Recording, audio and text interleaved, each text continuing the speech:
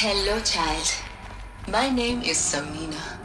Today is a big day. Hello, child. My name is Samina. Hello, child. My name is Samina. Today is a big day. Your first day of school. There's so much for you to learn. So much promise and possibility. Alert. Malfunction. Apollo offline.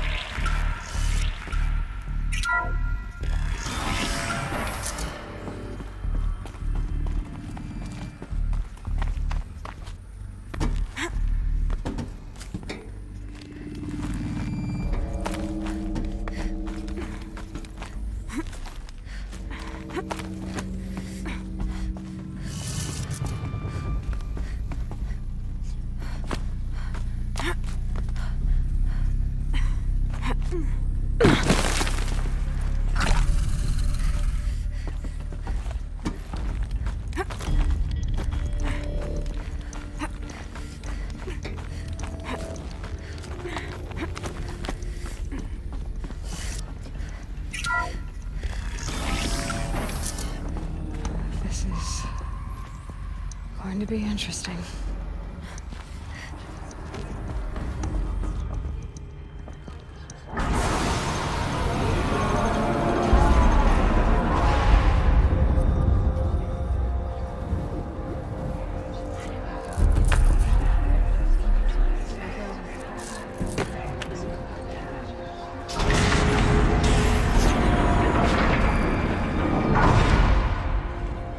Aloy, forgive! Forgive! The goddess spoke to you? She did. What did she say?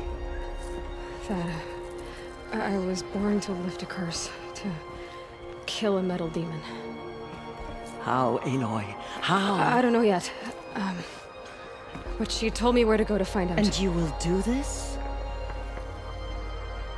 It was her wish. What she made me for.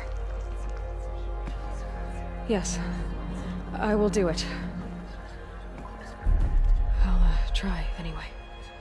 All praise Aloy, anointed of the Nora! All praise Aloy, anointed of the Nora! Up!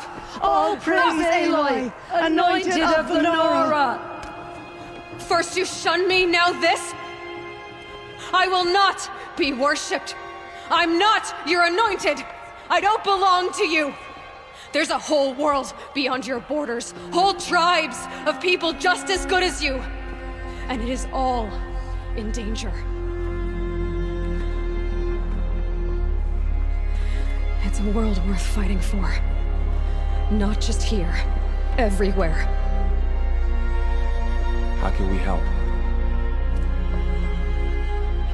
If you can fight, and you're willing, go to Meridian and wait for me there.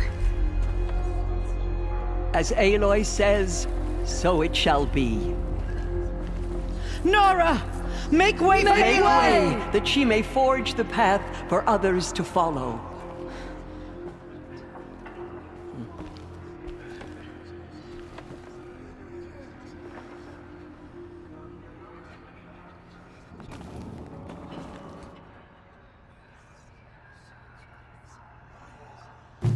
Did their worst, but by the will of the goddess, they could not break us. All Mother spoke to her. It's true.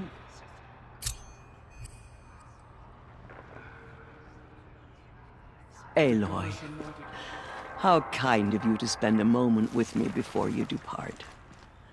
There can be no doubt now. You are a blessing made flesh, the will of the goddess incarnate. It's really not that simple, Tirsa. But I guess it's close enough. I know the path ahead will be dangerous. To kill a metal devil sounds impossible, but I believe in you. Thank you. The Nora have suffered terrible losses, Tirsa. What's to become of them now? That will be for the goddess to decide. Only she knows the future. For the moment, my sister matriarchs and I will see to the wounded.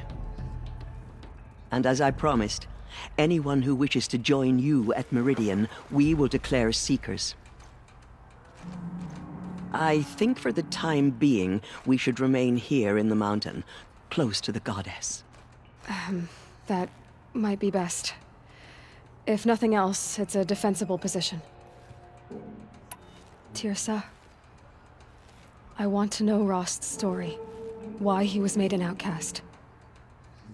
He never told me. Said he took an oath of silence. What did he do? Oh. Yes, that. What crime did he commit? I will tell you if you wish. But it is a long story. Are you sure you want to hear it now? Of course I want to hear it. Tell me. Rost never committed any crime. He was an outcast by choice. What? What do you mean? Many years ago, before the derangement, before the Red Raids, a band of murderous outlanders, 12 in number, struck without warning. At Mother's Vigil, they took hostages, and then pressed on, headed for Devil's Thirst. Mother's Vigil? Where's that? You would know it as the Forsaken Village, near the Karja border. But at the time, many families lived there. Ross was one of them. His mate was killed fighting the Outlanders, and his daughter was among those taken hostage. His daughter? What was her name? Alana. She was just 6 years old. Nora Braves couldn't stop 12 Outlanders? Or rescue the hostages? It was quite impossible. We outnumbered them, but every time a Brave came within bowshot, the Outlanders killed a hostage. What did they come here to do? That was never discovered. We couldn't track closely enough to observe them. We know they camped beyond Devil's Thirst for 2 days. There were reports of strange noises. And then, as suddenly as they came, the Outlanders made their way back to the border and disappeared. What happened to Rost's daughter? She was killed? Rost was one of the Braves who tracked the Outlanders, keeping his distance. There were 6 hostages still alive when they reached the border, Alana among them. Rather than release them, the Outlanders slit their throats and left the corpses just across the border, mocking us. Why? Cruelty. They knew the faithful Nora would not leave the sacred land to collect the bodies, let alone pursue them. They thought themselves safe from our vengeance. Are you saying that Rost went after them? That he became an exile? No. Rost was beside himself with grief, but even so, he would never have broken taboo. Then what did he do? He called upon the most terrible and secret rite of the Nora tribe. He begged to be made a Death Seeker. A Death Seeker? What is that? One who dies to go seeking, and in seeking, brings death to others. The ritual drags the spirit from one's body, releasing it to All Mother's care. The heart beats, the mind thinks, but the spirit has moved on. I don't understand. Rost went after the Outlanders, but his spirit never left. It remained here with All Mother. He gathered the bodies of the slain and returned them. And then he set out in pursuit, not as an exile, but a weapon of vengeance. A barbed arrow shot from a bow, never to return. But Rost did return. Yes. A full year later. And terribly wounded. He collapsed at the border of the sacred land. A hunting party came upon him. He was delirious, in agony. By law, he should have died where he lay. But one of the hunters broke taboo, and reaching across the border, she dragged him to our side. Who was she? A brave who'd lost a mate and 2 sons to the very outlanders that Rost pursued. So, Rost never finished his mission. To the contrary, he killed all 12. Tracked them to disparate places the world over, he said. Meridian, Ban-Ur, the Claim, Utaru Land, further even, into the Forbidden West. The last he killed nearly got the best of him. Wounded, he stumbled and crawled back to us, hoping to die as close to the sacred land as he could.